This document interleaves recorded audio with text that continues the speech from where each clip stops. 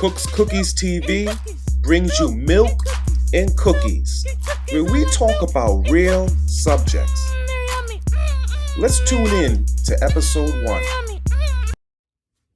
What's up, guys? My name is Tamara, and I am here to give you my take on who pays on the first date, brought to you by cookscookies.com.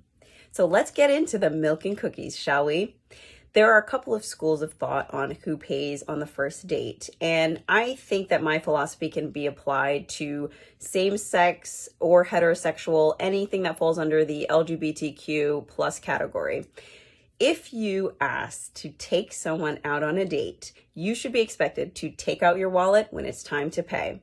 I'm a traditional girl. I believe that if a man is asking me out on a first date, he should pay.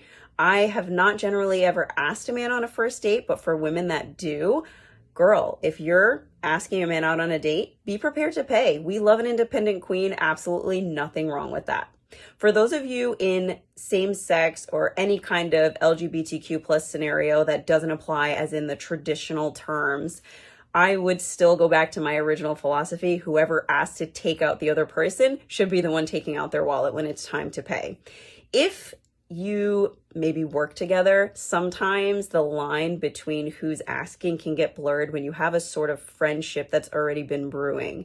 So maybe if there's some kind of conversation going on leading up to the date, you can just kind of throw some fun language out there just to sort of reference it and gauge what the other person is thinking. But my general philosophy will typically always apply here. If you ask to take someone out on a date, expect to take out that wallet when it's time to pay, baby.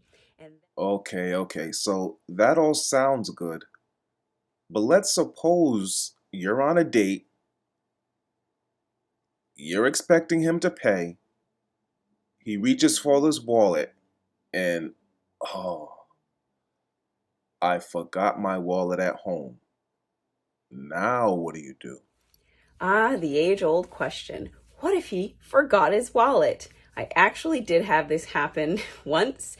And I would say it probably depends on how well the date has gone, gauging if I'm going to do a second date or not.